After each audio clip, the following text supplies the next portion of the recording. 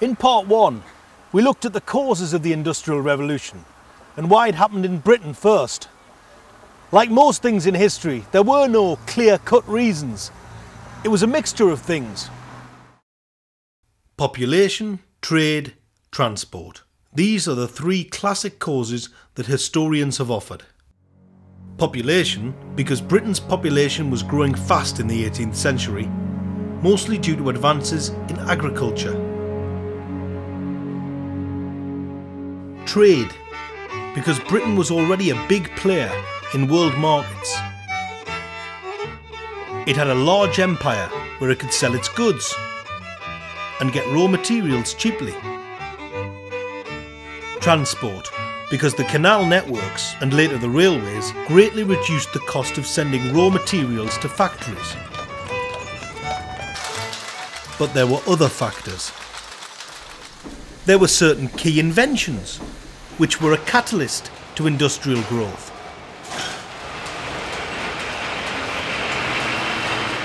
But also the nonconformists, who broke away from the Church of England.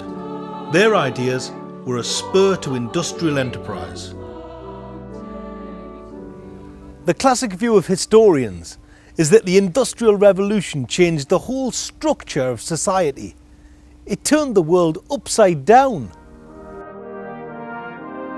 That Britain's clouded hills, its green and pleasant land, was transformed from a rural society to an industrial society. And that change was pretty sudden and dramatic. Well, revolutionary. But was it really like that? That view's being questioned now. Some historians argue that a lot of those changes had already started by 1750. The old feudal system was gone forever.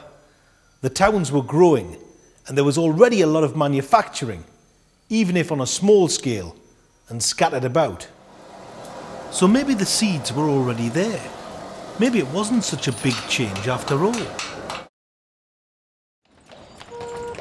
One thing's certain though. The coming of the factories and the mines did bring changes, however long they took to happen. They created a new class of ruler, the capitalist mill owners, who enjoyed wealth and power like the kings and barons of old. And they created a new class of those who were ruled over, the industrial workers, who came to be called the working class.